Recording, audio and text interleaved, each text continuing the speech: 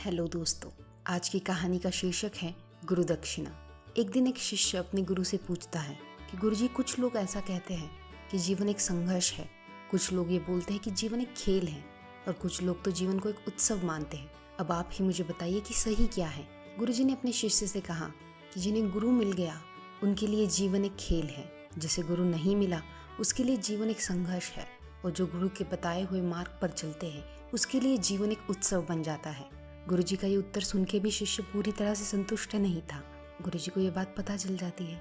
गुरुजी शिष्य से कहते हैं, मैं तुम्हें एक कहानी सुनाना चाहूँगा। तुम इस कहानी को ध्यान से सुनोगे तो तुम्हें खुद अपने सवाल का जवाब मिल जाएगा। तो कहानी कुछ ऐसी थी। एक दिन किसी गुरुकुल में दो शिष्यों का अध्ययन समाप्त होने पर वो अपने गुरुजी से पूछते हैं कि उन्हें गुरु दक्षिणा में क्या चाहिए। गुरुजी अपने शिष्यों से मुस्कुराते हुए कहते हैं कि मुझे गुरु दक्षिणा में तुमसे एक थैला भर के सूखी पत्तियाँ चाहिए, क्या तुम ला सकोगे?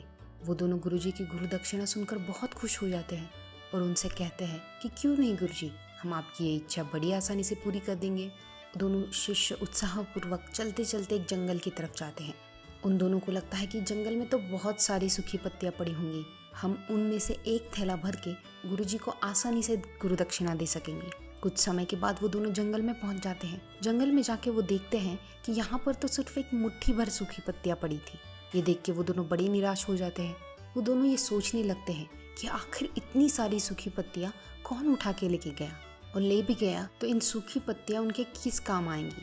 वो दोनों अब परेशान हो जाते हैं कि अब हम गुरुजी को कैसे गुरु दक्षिणा देंगे। तभी उन दोनों को दूर से कोई व्यक्ति आता हुआ दिखाई देता है। वो दोनों उस व्यक्ति के पास जाते हैं और उनसे कहते हैं कि हमें एक थैला सूखी पत्तियां चाहिए, क्या आप हमें दे सकते हो? वह व्यक्ति कहता है कि मुझे माफ़ कर दो, मैं आपकी मदद नहीं कर पाऊंगा क्योंकि मैंने सारी सूखी पत्तियां ईंधन के रूप में पहले ही उपयोग कर ली हैं। ये सुनकर वो दोनों फिर से निराश हो जाते हैं। वो दोनों पास के एक छोटे गांव में जाते हैं। वहाँ एक व्यापारी को देखते हैं और उनसे विनती करते हैं कि आप हमें एक थैला भर के सूखी पत्तियां दीजिए। वो व्यापारी उनसे कहता है कि मैंने तो पहले ही उन पत्तियों को अलग अलग करके कई प्रकार की औषधियाँ बनाकर बेच दी। अब और कोई जगह नहीं थी जहाँ से इन दोनों शिष्यों को सूखी पत्तियाँ मिल जाए। वो दोनों निराश होकर गुरु के पास जाते हैं और उनसे कहते हैं कि गुरुजी, आप हमें माफ़ कर दीजिए, हम आपकी इच्छा पूरी नहीं कर पाए। हमें लगा कि सूखी पत्तियां तो जंगल में हर जगह बिखरी रहती हैं, लेकिन बड़े आश्चर्य की बात है कि लोग उनका भी कितनी तरीके से उपयोग करते हैं। गुरुजी मुस्कुराते हुए बोलते हैं कि आप निराश क्यों होते हो, सूखी पत्तियां भी व्यर्थ नहीं हुआ करती, बल्कि उनके भी कई उपयोग होते हैं। यही ज्ञान मुझे गुरु दक्षिणा में दे दो। दोनों शिष्य गुरुजी को प्रणाम करके खुशी खुशी अपने घर की ओर चले जाते हैं। यह कहानी शिष्य बहुत ही ध्यान से सुन रहा था। गुरुजी से कहता है कि अब मुझे पता चल गया कि आप क्या कहना चाहते हैं।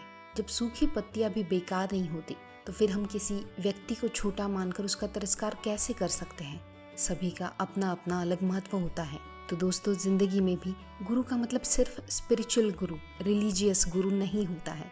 आपकी जिंदगी में आने वाला हर एक इंसान आपको कुछ न कुछ सिखा देता है। सूखी पत्तियों की तरह ही हर एक इंसान का कुछ न कुछ उपयोग होता है, क्योंकि हर एक इंसान की अलग अलग जगह होती है।